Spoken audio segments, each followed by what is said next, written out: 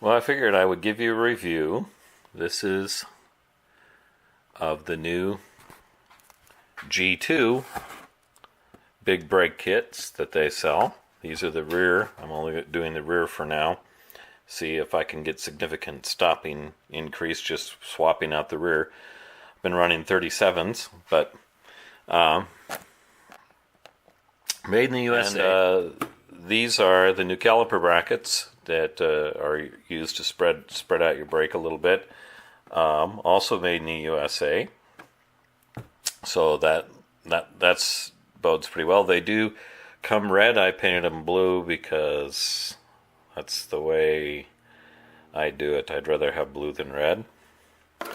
And then it comes with the new sliders for the brake pads and a new brake pad, and I called Pro Quiets. I've never necessarily heard of them. We'll see what they work out right. They look like a good pad.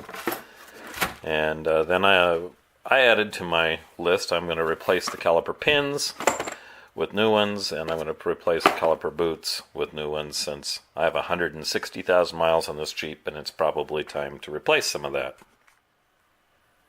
Okay, so your first job after taking your wheel off is we're going to, since we're replacing these pins and spreading these out and putting the new pads on us, we're going to pull this off, and it's just easier to leave this attached for now to get this off, and then afterwards we'll remove the whole caliper. So this is the configuration to do this. You use a 13 millimeter on the inside one and a 15 on this side one to hold it in place. Then you loosen them up and take them off. So you can kind of see there's two of these. They're going to be 18-inch bolts. You'll take both of them off, and that'll enable you to remove this here.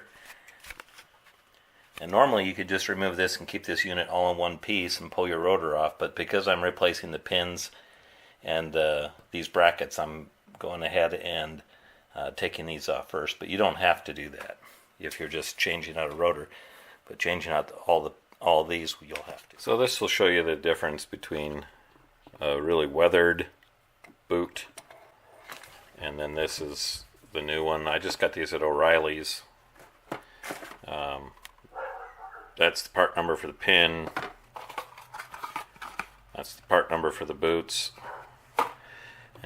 So brand new pins and brand new boots is the same size. And with the new bolts too, so you don't have to reuse the old bolts. And I'll put a little Loctite on them.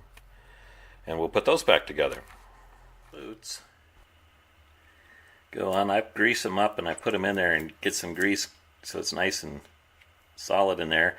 Then I'll put the boot on, and then I'll slide the pin back in, and then I'll put the cups. The boot here has a little lip, and it catches both on the inside here and on the outside here. And then that'll, when we put the caliper on, it'll press that in, and we'll tighten up the bolts. And this is why I suggest buying new pins when you go to do this job, because both of them on the driver's side snapped off while you were holding them. They just broke right off. So if I didn't have them, now I'd have to run to the parts store and get them. So before you start this, it might be a good idea to have the set of pins in the boots. Like a heads up, that part number I gave you on these, this is no longer a 13, it's a 14, and this is no longer a 15.